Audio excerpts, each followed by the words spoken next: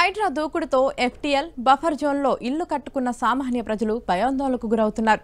ఎంతో కష్టపడి ఇల్లు నిర్మించుకున్నామని ఉన్న ఫలంగా రోడ్డున పడేస్తే ఎలా అంటూ ఆందోళన వ్యక్తం చేస్తున్నారు. ప్రత్యామ్నాయ మార్గాలు చూపించిన తరువాతే కూల్చివేతలు చేయాలంటూ ప్రభుత్వాన్ని వేడుకుంటున్నారు.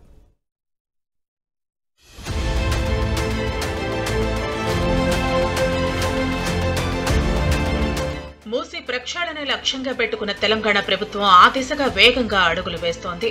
మరోవైపు హైదరాబాద్ లోని అక్రమ కట్టడాలపై ఉక్కుపాదం మోపుతున్న హైడ్రా త్వరలోనే మూసీ ఆక్రమణలను నేలమట్టం చేసేందుకు సిద్ధమవుతోంది. దీంతో మూసీ పరివాహక ప్రాంతాల్లో ఉండే ప్రజలు భయాందోళనకు గురవుతున్నారు. అంబర్పేట, గోల్నాకలో దాదాపు 1150కి పైగా ఇళ్లను హైడ్రా కూల్చివేస్తుందనే ప్రచారంతో అక్కడి స్థానికులు ఇవాళ ఆందోళనకు దిగారు.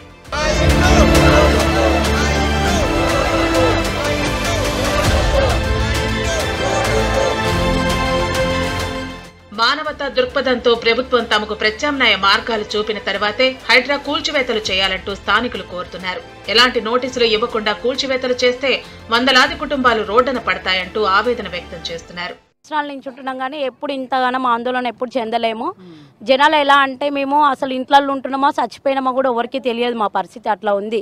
సడన్లో ఏ బుల్డోజర్ వస్తుందో, సడన్లో ఏ రాజకీయ నాయకులు వస్తారో, ఎవరు వస్తారో మమ్మల్ని కూల్ చేస్తారో అని జనాలం టెన్షన్తో మొన్ననైతే మా గల్లీలో 2 హార్ట్ అటాక్ వచ్చింది. ఇంకా వాళ్ళు హాస్పిటల్లో ఉన్నారు. మేము గత 30 సంవత్సరాల నుంచి ఉన్నప్పటి నుంచి లేని ఆందోళన ఇప్పుడు ఎందుకు ఈ హైడ్రా అని ఇవన్నీ మాకెందుకు ఈ ఆందోళన? ప్రజలను ఏం చేయమంటారు? మమ్మల్ని ఎక్కడేస్తారు? మేము అందరం ఇప్పుడు రోడ్డు మీదకే వచ్చినాం. రేపు మాకు చేసే బతుకు కూడా మాకు రోడ్డు మీదనే ఇస్తున్నారు కదా సార్. అసలు మూర్చి దగ్గర చేస్తున్నారు అని చెప్తున్నారు. అసలు అదేంటిది? దాని గురించి ఏం తెలియట్లేదు మాకు. ఎక్కడ ఇల్లులు పోతాయి, ఏం పోతాయి? ఎందుకు సార్ మాకు అంత పెద్ద వరద వచ్చినా కూడా మాకు ఒక్క చుక్క నీళ్ళు రావు. ఇక్కడ ఒక్క చుక్క నీళ్ళు రావు. మాకు ఏం కూడా ఇంత ప్రాబ్లం రాలేదు. మేము అందరం ఇవి పైసలు పెట్టి కొనుక్కున్నాయి సార్. కబ్జాలు చేసినాయి కాదు ఇవన్నీ. భూములు డబ్బులు పెట్టి కొనుక్కొని అందరం కష్టపడి ఎట్లా అంటే మేము అందరం పొద్దున్న లేస్తే 6 గంటలకు ఒక్కొక్క ఇళ్ళ పనికి వెళ్ళాం అనుకో, ఈవినింగ్ 8 అవుతుంది. మేము అందరం వచ్చే మటుకు రూపాయి కూడబెట్టి ఒక్కొక్క ఇంట్లో 16 మంది 15 మంది ఉన్నాం. మమ్మల్ని అందరిని ఏ రోడ్డు మీద వేస్తారు సార్? బాధితులకు ప్రత్యామ్నాయ ఏర్పాట్లు చేస్తామని ప్రభుత్వం ఇప్పటికే స్పష్టం చేసింది.